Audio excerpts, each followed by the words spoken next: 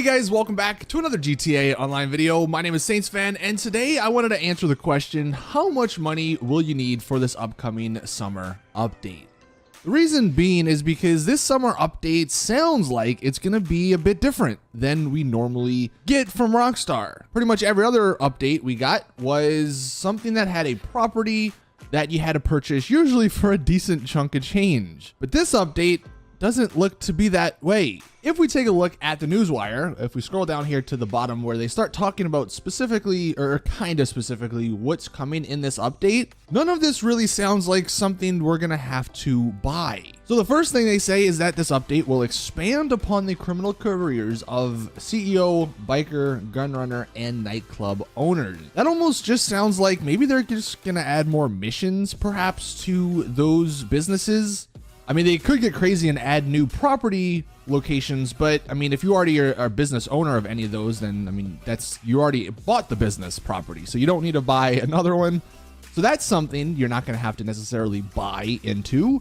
The next thing they mentioned was a set of contact missions where you're an IAA field operative, but that doesn't sound like it's something that would require a business to or a property to own. I mean, if anything, it'd be like the IAA building, and like, we're not going to buy the IAA building. And then in the next paragraph, I mean, this is basically them just talking about the quality of life stuff. Countermeasures and homing missiles fixed on the Oppressor Mark II. And that's not something you'll have to buy. I mean, if anything, you make money because you can just sell your Oppressor Mark II. If they actually just completely make it terrible, then hey, you get some free money from that. A more convenient way to access snacks and armor. That's not something you're going to have to buy. Launching cell missions and invite-only sessions. That's free. They said those are just a few of the improvements. So again, stuff that sounds like it's not going to require any money to actually take advantage of or use. But what might actually end up impacting the amount of money things cost is what they're doing in this paragraph. So they announced that bodyguards, associates, and MC members will see payouts increased, which is good.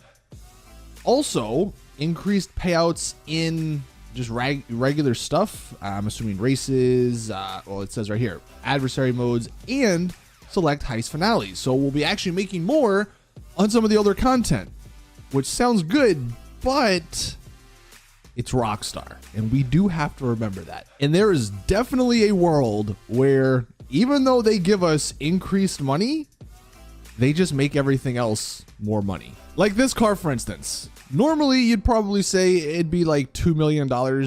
Maybe the Amani Tech, if they added that to it, you know, it can add an additional, I don't know, 500K or something.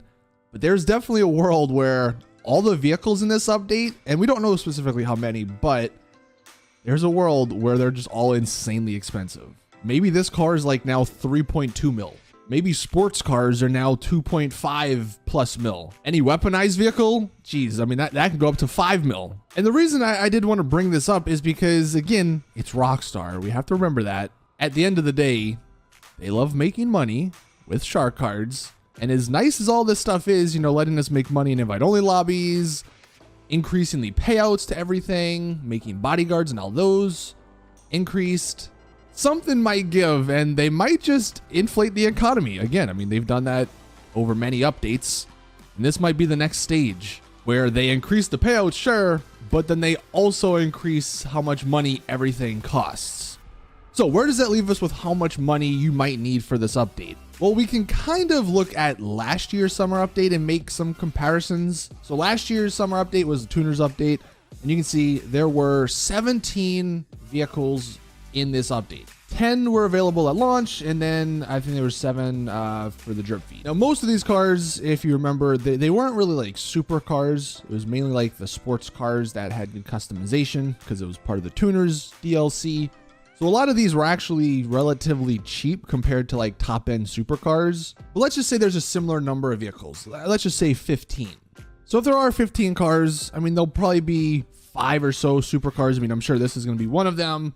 And again, you're probably looking at like $2 to $3 million for most of those. There'll probably be a handful of sports cars because obviously people love sports cars. Again, you're probably looking at like $2 million for those. And then they might sprinkle in a couple of like sport classics, maybe some off-road, some trucks, or a truck. And those will probably be between 1 to 2 mil as well. So if you wanted to buy every vehicle, that's going to run you, close to $20-30 million. Now, of course, the good news, usually most of the vehicles are drip fed, so it's not like you need it all at once. Also, the vehicles, when they do launch, there's probably going to be a couple you don't like, so it's not realistic that you're going to be wanting every single vehicle. But it does look like this update will mainly only have vehicles for us to purchase, which is good news, because obviously vehicles, like, you can always just save for a vehicle. It's not like a property that you need to own to even just get access to the content. So with that being said, this update should be a relatively smaller scale update as far as how much money you'll need.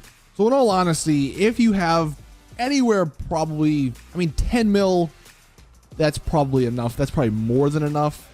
And that is super easy to get with the Cayo Perico heist. And the good news with Rockstar sort of saying that they're just increasing payouts across the board, that you can almost wait until the update does drop and then start grinding everything else to get your money. And honestly, the only other big expense that you might end up having to make is purchasing better PvP vehicles. Like if you're a PvP person and you've been using the Oppressor Mark II for the last 8 years, or however long it's been in the game, if they are nerfing it, well, you might have to buy, I don't know, like a jet if you wanted to do that, or a Deluxo, or the Toreador if you haven't purchased any of those. So in the comments, let us know how much money do you have saved for this update.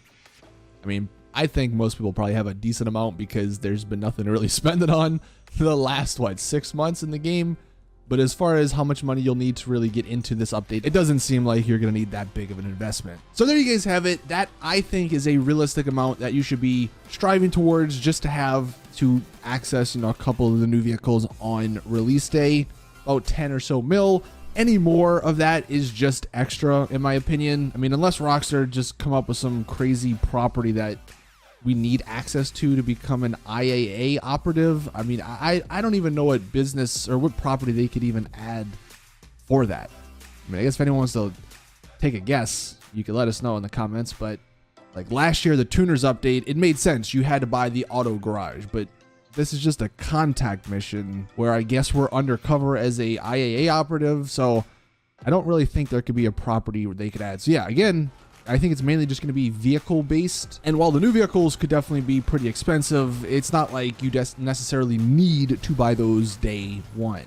So anyway, thank you guys for watching. Please drop the video like if you did enjoy. Of course, if Rockstar drop a trailer or something somehow next week, I'll let you guys know. We'll take a look at that, break it all down.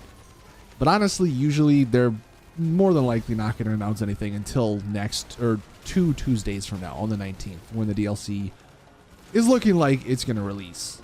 But anyway, thank you guys for watching. Please drop the video like if you did enjoy, subscribe for more GTA content. And as always, I'll see you guys in the next one.